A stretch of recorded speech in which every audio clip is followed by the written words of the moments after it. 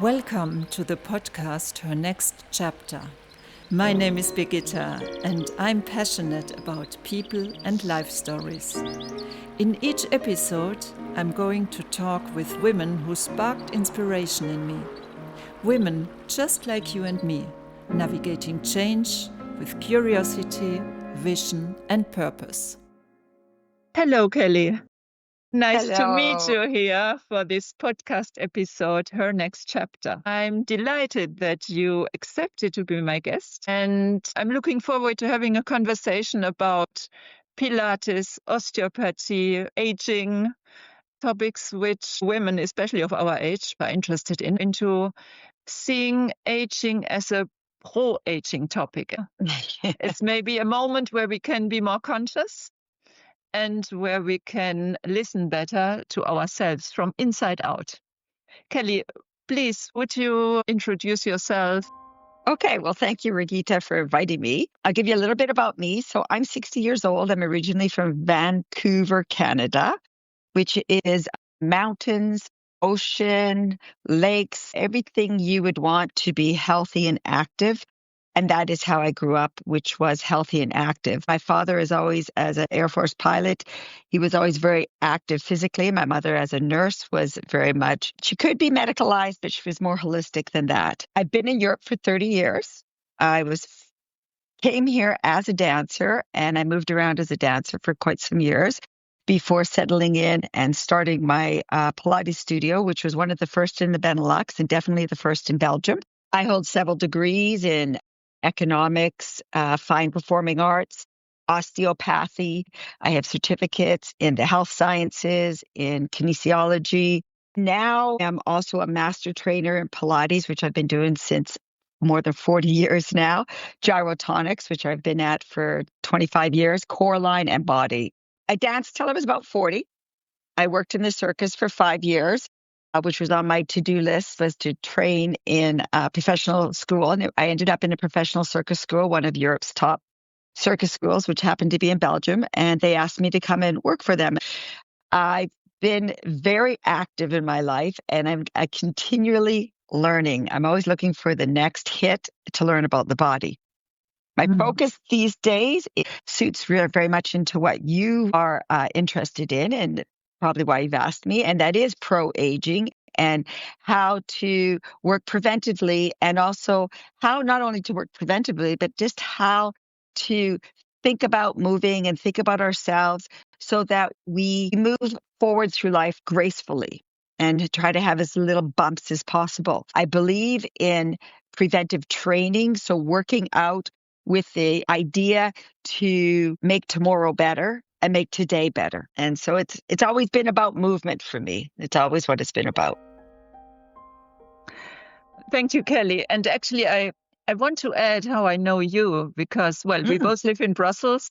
And back in 2005, I had, first stage burnout symptoms. I was always in my head, and suddenly in front of the place I lived, I saw this Pilates studio opening. It was one of yours.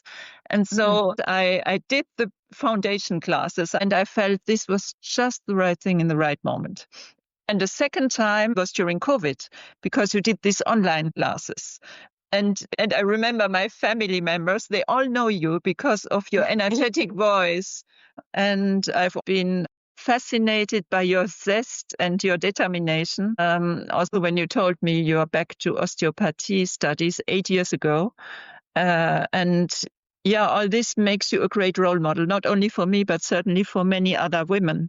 And with this said, I would love to hear, how do you keep this energy and this positive spirit? Honestly, if I really think what I do is I'm active. I'm active in all the facets of my life. It's a daily activity, daily ways to keep my body moving in as many different relationships to space as possible. Mentally, recently, right now, I've just taken up the guitar again because I want to keep my brain active. And that's what I did when I wanted to take up osteopathy. I wanted to stay active. I knew I was getting older. I needed to keep myself interested. I also know that I need to keep people interested. It's not any different, but just a new way to look at the old. And then the spirit for me is really breath. The spirit is your beliefs, whatever your beliefs are, and then incorporating breath. And that is where I really think my energy comes from, is movement and breath and the positive outlook.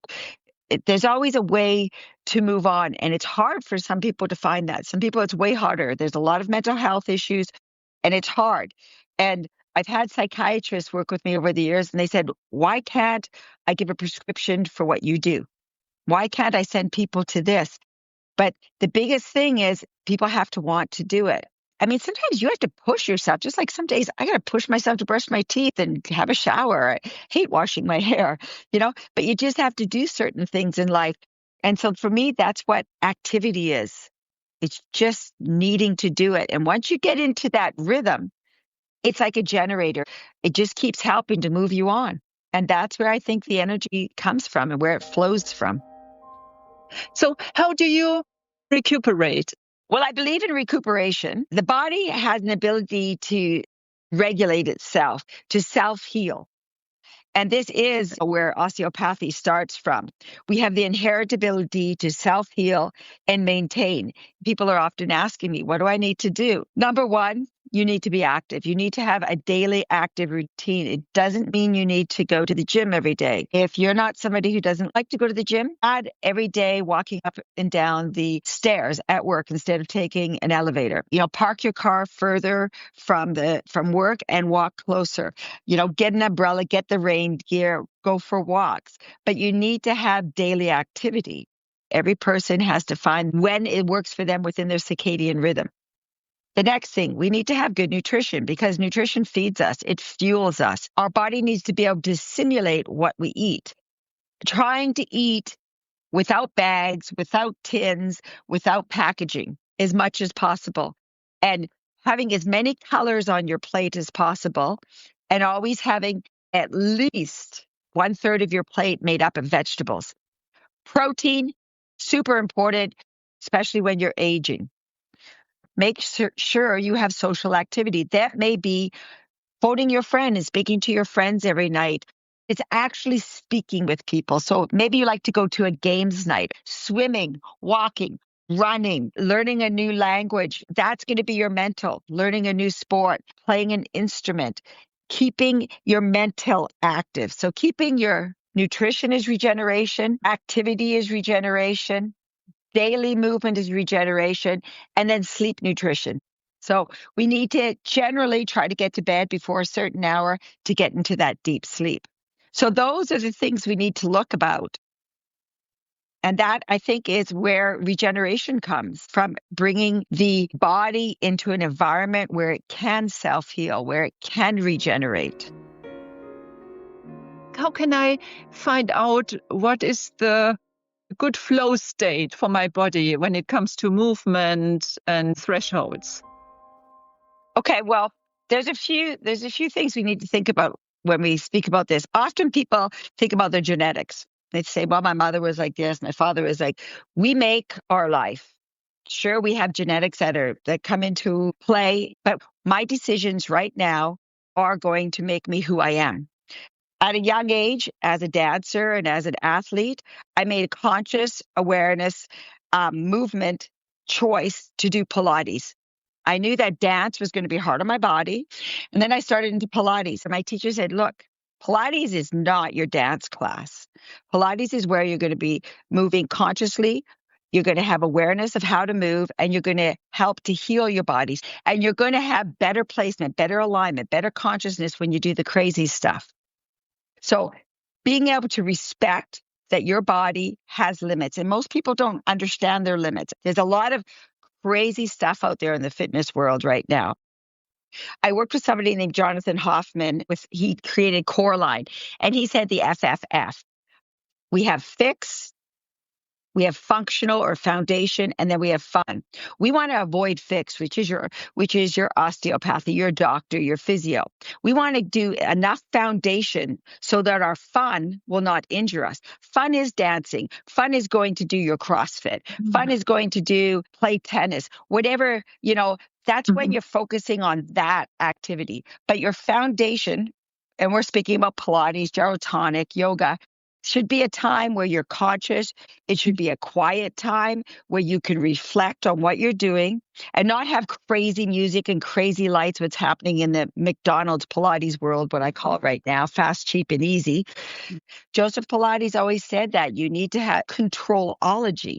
So you need to be able to focus on controlling your movements, controlling your systems, our cardiovascular system, our respiratory system, our hormonal system, our musculoskeletal system, our mental.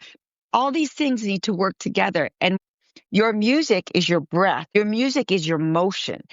And so if you can add more of that foundation movement, you'll be able to continue moving with your fun and avoid too many fixes, because too many people go from fix to fun, and they abuse their systems. Now, already in your 30s and 40s, you need to start thinking about this. Why?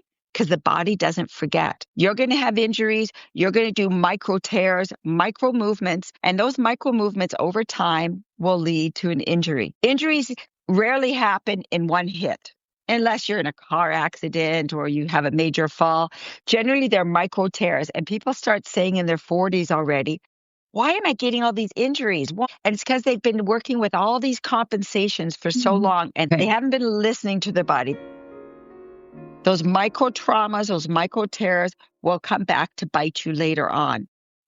You really need to start thinking, how is today going to affect tomorrow? And that's what I'm looking at, trying to get people to think about voluntary movement and not involuntary, and how that plays into our body. And you can never really start this too young. I really like this 3F rule, the fixed, the foundation, the fun. And indeed, realizing there were limits, but also reinforcing at the same time my body. Structure and function. If we don't have this interrelationship between structure and function, then we're going to move outside of it. We're going to get so many compensations. And if we don't get that intrinsic local stabilization before we do a big mobilization, well, what's going to happen? We're going to pull bones in the wrong directions. Bones are going to be pulled by tendons. They're going to be, they're stabilized by ligaments. They're stabilized by muscles. But if we're not working with them in this interrelationship, there's going to be compensations. When there's compensations, there's going to be micro traumas. And that's so important with pro-aging, because the older you get, the more the compensations are going to be there. And they're going to start piling up. So you need to retract, go back into yourself, and just consciously start going inside. And that conscious interior, where you don't have phones, where you don't have your sympathetic nervous system always in fight or flight, and you can come into the studio. It can be a calm place for you. This is what your body needs. We need to have that moment where we can go inside. And that's not just going to make your body better. It's going to go into your mental, so that you're going to be more resilient. So you're going to be able to walk out and say, I've got the energy. I can tackle what's coming at me today. And that's really important, because it's not enough to say, I've been doing this for 10 years, 20 years. Well, you know what? 5, 10, 20 years. You're not who you are right now. Right now, you're a different person than you were yesterday. You're a different person than you'll be tomorrow. So you got to think, where am I right now? What's changed? Am I eating the same as I did? Am I doing the same activities? Am I with the same kind of people? What's my strategy? So when I hear that, you are a person who teaches movement and how to move in a way which is helping the body to stay as good as possible healthy, in combination with the mind, with the emotions, in a holistic well-being. And yet, as you say, age is a reality which kicks in for everyone. So how do you cope with that phenomenon of aging? I think it's really about continually adapting to where I am now, allowing my beliefs to adapt as well, not getting stuck. And I think a lot of times we get constipated on where we were and what we thought and what we liked. And I think the more we say things, we reinforce, like, well, I've always been this, I've always done that. So you're reinforcing that. And you're not allowing, or you're not giving yourself options to change and to adapt. We will change biomechanically. We're going to have neurological changes. We're going to have respiratory, circulatory changes. We're going to have metabolic changes and behavioral changes. Now, if we take all those and we think about pro-aging, longevity, we need to embrace this journey. And we need to be positive, and we need to be realistic to know what our limitations are. Still push boundaries. Like today, I was running. I've had a little injury, so I had to take some time off. So I was like, I'm going to do 4K today. I'm not going to do more. I was doing 20K. I was running marathons. I'm like, I'm going to do 4K. Why? I could probably do more, but my tissues aren't where they used to be. I can't just jump and run 10K like I used to. Now I need to have more of a progress. I say this to runners all the time, run shorter and faster, and not the long, because our bodies can't resist that endurance as much as we used to be able to. So embrace the journey, be positive, realistic.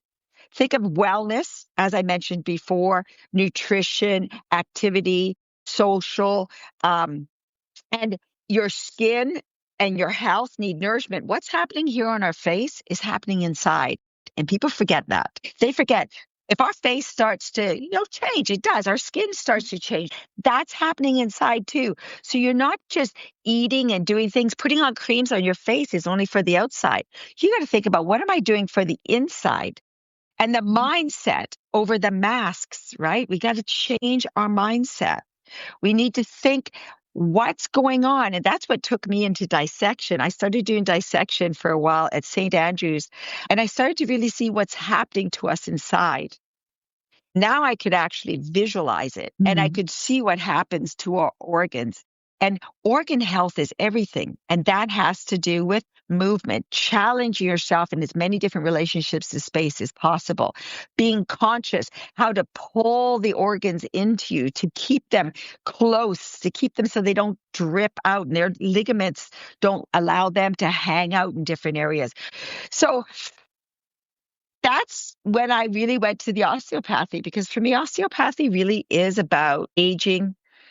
It's about injuries, and it's about pathologies. And all of those things come back to holistically trying to get all the systems to work together, which is also your mindset. And as you said, the positive mindset about aging is so important. And accepting that this is also a moment which is extremely interesting to spend time of rediscovering, what does my body need? In younger years, women who have kids and who are in the middle of their career have so many responsibilities, and they might work out to stay fit as part of a hygiene. But now, over 45, 50, it's good to see what our mind needs, our body needs, our emotional state looks like here and now, and do something positive. You hit it really right on. And I also heard you just say, our hygiene. Well, as I said, it's your fitness, it's your mental, it's your sleeping. All these things are your hygiene. I get women in their 50s, 60s, and even in their 70s in a space where a denial space, because they've had the hormonal change, they've gone through menopause, and now they're like, well, this is just normal that I have little drifts. And I'm like, you know what? I've dealt with this now with some people, some of my older relatives. I'm like, that is something that happens with age. There are things that can be done, and women don't understand this, and they're embarrassed to speak about it. I wrote down a bunch of the different things that go through menopause, and I don't think people relate, what happens in menopause and premenopause. You have this brain fog, you have dizziness, you have sleeping interruptions, anxiety, memory loss, your sexual activity can drop, your desire, you have weight gain, your joints hurt, you can get different types of arthritis, you're going to have urgency, you're going to have night sweats, your skin is going to become dry. vaginal dryness, hot flashes, itching, tingling in your fingers. There's so many things that are happening and people just don't put them together. And there is more and more consciousness about menopause now. And it really speaks to me because I'm through it. And there is HRT, hormone replacement therapy. And some people go through menopause early due to cancers and chemotherapies and having their uterus removed. And you always have to speak with a physician about it. And HRT, when it's available to you and when you're able to use it, it's going to make a change because after you stop bleeding, right, you're not producing estrogen. It's used to repair our tissues. And it's not that everybody can take it, but you need to speak to the right people about what you can do. And you need to be proactive in your health, which means back to eating well, social activity, seeing a gynecologist once a year, getting your blood work done once a year, telling them what's going on. Don't be embarrassed to speak about what's going on, because if you're embarrassed and you don't like speaking to a male doctor, get a female doctor. Get somebody you can speak about. We just need to be proactive in our pro-aging. Adapt and be open to changing your beliefs. And do not believe everything you read on the internet. Go to good websites like the NHS, the National Health in England, go to Harvard Doctor. There's so many. I'll give you some references. I read that also muscle mass is vanishing much quicker as of a certain age, right? Sure. Sarcopenia starts about 30 years of age because up until about 25, you're building, everything solidifies, everything synthesizes. But mostly it's basically from your late 50s to 60s where you get it. Because of hormonal changes, we have muscular atrophy. Atrophy means we have a decrease in our muscle mass. We get weaknesses, fatigue, loss of energy, loss of stamina. These are not natural aging things. You don't have to feel that. We get balance problems. Our daily activities like climbing stairs, getting up and out of a chair, walking slow. These are alerts. These are like something's going on. I need to make some changes. We shouldn't be giving in. We shouldn't just saying, well, it's just the process of aging. No, you need to get moving. You need to eat well, socialize, dance, move, and you need to have enough protein. Many people who age need to have protein supplements. We also need to get enough calories. Some people are starving themselves. We don't want to become overweight, but we need good, healthy calories. We need to make sure our body's assimilating what we take in. We need early intervention. There's something called SARCF. You have to look at your strength. You have to look at assistance when walking or getting up and out of a chair, needing your hands to get out of a chair. Rising from the chair is the R. C, climbing stairs. F, falls. You need to be proactive in building up muscle again.